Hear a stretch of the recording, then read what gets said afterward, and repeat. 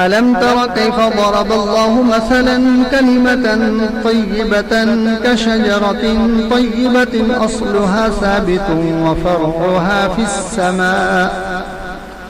تؤتي أكلها كل حين بإذن ربها ويضرب الله الأمثال للناس لعلهم يتذكرون ومثل كلمة خبيثة كشجرة خبيثة اجتثت من فوق الأرض ما لها من قرار يثبت الله الذين آمنوا بالقول الثابت في الحياة الدنيا وفي الآخرة ويضل الله الظالمين ويفعل الله ما يشاء ألم تر إلى الذين بدلوا نعمة الله كفرا وأحلوا قومهم دار البوار جهنم يصلونها وبئس القرار وجعلوا لله أندادا ليضلوا عن سبيله قل تمتعوا فإن مصيركم إلى النار قل لعبادي الذين آمنوا يقيموا الصلاة وينفقوا مما رزقناهم سرا وعلانية من قبل أن يأتي يوم لا بيع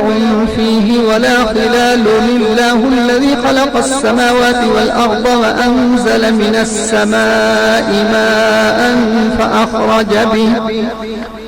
فأخرج به من الثمرات رزقا لكم وسخر لكم الفلك لتجري في البحر بأمره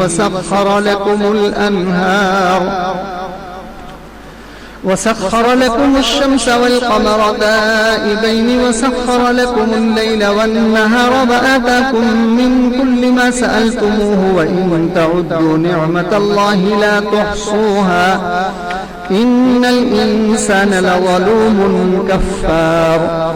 وإذ قال إبراهيم رب اجعل هذا البلد آمنا واجنبني وبني أن نعبد الأصنام رب إنهن أضللن كثيرا من الناس فمن تبعني فإنه مني ومن عصاني فإنك غفور رحيم ربنا إني أسكنت من ذريتي بواد غير ذي زرع عند بيتك المحرم ربنا ليقيموا الصلاة فاجعل أفئدة من الناس تهوي إليهم وارزقهم من الثمرات لعلهم يشكرون ربنا إنك تعلم ما نخفي وما نعلن وما يخفى على الله من شيء في الأرض ولا في السماء الحمد لله الذي وهب لي على الكبر إسماعيل وإسحاق إن ربي لسميع الدعاء رب اجعلني مقيم الصلاة ومن ذريتي ربنا وتقبل دعائي ربنا اغفر لي ولوالدي وللمؤمنين يوم يقوم الحساب ولا تحسبن الله غافلا عما يعمل الظالمون إنما يؤخرهم ليوم تشخص فيه الأبصار مهطعين مقنعي رؤوسهم لا يرتد إليهم طرفهم وأفئدتهم هواء وأنذر الناس يوم يأتيهم العذاب فيقول الذين ظلموا ربنا أخرنا إلى أجل قريب نجب دعوتك ونتبع الرسل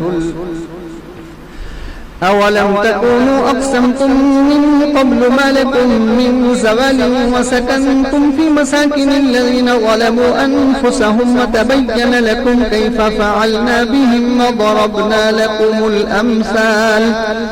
وقد مكروا مكرهم وعند الله مكرهم وإن كان مكرهم لتزول منه الجبال فلا تحسبن الله مخلف وعده رسله إن الله عزيز ذو انتقام يوم تبدل الأرض غير الأرض والسماوات وبرزوا لله الواحد القهار وترى المجرمين يومئذ مقرنين في الأصفاد سرابيلهم من قطران وتغشى وجوههم النار ليجزي الله كل نفس ما كسبت إن الله سريع الحساب. هذا بلاغ للناس ولينذروا به وليعلموا أنما هو إله واحد وليذكر أولو الألباب.